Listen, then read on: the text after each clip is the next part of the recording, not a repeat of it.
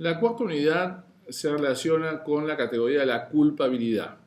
Hasta ahora, cuando uno analiza la categoría de la tipicidad y la antijudicidad, ha concluido por analizar lo que denominamos el ilícito. Es decir, un comportamiento que sin duda hasta ahora hemos confirmado que se opone al ordenamiento jurídico en su totalidad. Sin embargo, para que hablemos de un delito, en la teoría del delito tenemos que hablar de un ilícito culpable, es decir, un ilícito que yo pueda atribuir a un sujeto individual. Y en principio, en el Estado de Derecho y de acuerdo al principio nulo un crimen sine culpa, solo puedo atribuir un ilícito a un sujeto cuando puedo demostrar que el sujeto, por decirlo de algún modo, y la frase es una traducción del idioma alemán, pudo en lugar de ello, pudo en lugar del acto antijurídico, es decir, pudo evitar el acto antijurídico. Enseguida ustedes sentirán que esta categoría de la culpabilidad funda su desarrollo ético en el principio de libertad, de libre albedrío, es decir, nadie puede en lugar de ello, nadie puede en lugar del acto antijurídico, si no puede ejercer, si no es libre, si no puede ejercer esa libertad en la decisión acerca de lo lícito o lo ilícito. Y esto es verdad. El principio de culpabilidad está directamente vinculado con el concepto de libertad del individuo, el concepto del libre albedrío. Por supuesto, hoy en día hay investigaciones modernas que ponen en duda, a través de las neurociencias, que tengamos esa libertad que predica el derecho penal, pero como lo indica un texto que yo también someto a consideración de ustedes en el curso, hoy en día es difícil prescindir de este concepto de libertad. No podemos imaginar todavía un sistema normativo que en realidad pueda desarrollarse sin tomar en cuenta cierto estándar de libertad entre todos los individuos. No podemos vincularnos socialmente si no suponemos que los individuos tienen cierta libertad para elegir sus comportamientos.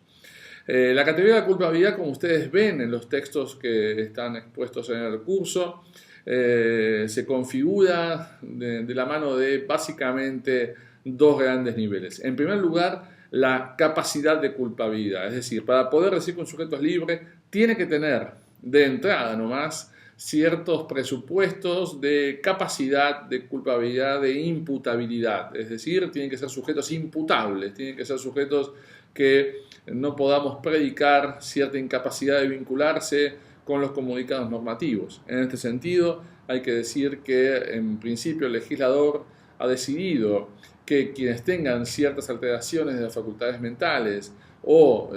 quienes sean menores de determinada edad, que varía de acuerdo a los sistemas normativos, en principio estos sujetos no son capaces de culpabilidad y por lo tanto el derecho penal no puede castigarlos como si fueran totalmente libres y por lo tanto lo que hay que prever son reacciones distintas a la pena, como por ejemplo las medidas de seguridad que toman en cuenta en todo caso la peligrosidad del sujeto frente a la comunidad, frente a la sociedad, pero no toman en cuenta el nivel de culpabilidad, el nivel de reprochabilidad de su comportamiento ilícito.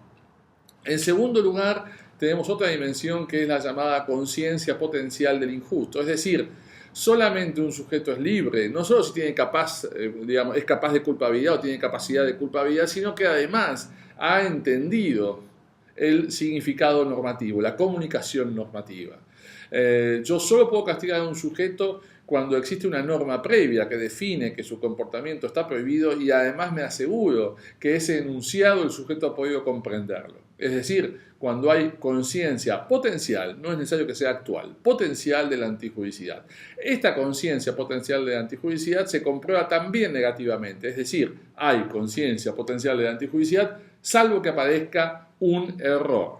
¿Un error de qué tipo? Un error de prohibición. Se trata de un error de prohibición que excluye esta conciencia potencial del injusto. Como ustedes ven en el texto, vamos a tener que analizar básicamente o de modo clásico tres clases de error de prohibición. El error sobre la norma prohibitiva, el error sobre la norma permisiva y el error sobre los presupuestos objetivos de una causa de justificación. Si estos tres errores son inevitables, se excluye directamente la culpabilidad y por lo tanto se excluye la posibilidad de pena. Si estos errores son evitables, se reduce la culpabilidad y por lo tanto se reduce la pena. A estos 3 casos de error deberíamos sumar también hoy en día, de modo muy moderno, sugerido en los últimos años por Klaus Roxin, el profesor de la Universidad de Múnich, lo que llamamos el error de validez, es decir, un error sobre la determinación del sistema de justicia sobre la invalidez de una norma. Por ejemplo,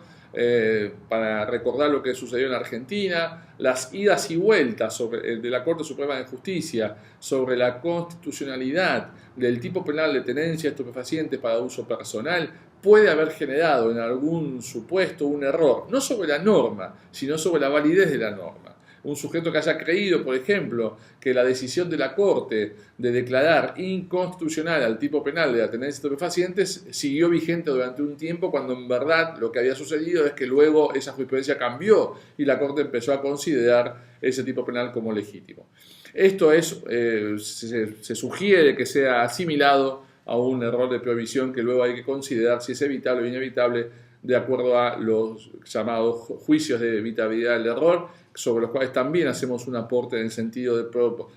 proponer a los jueces y a los defensores, a los fiscales, un camino para enjuiciar esta evitabilidad del error, que es importante porque en realidad si estos errores son evitables no anulan la pena, y si son evitables sí la anulan.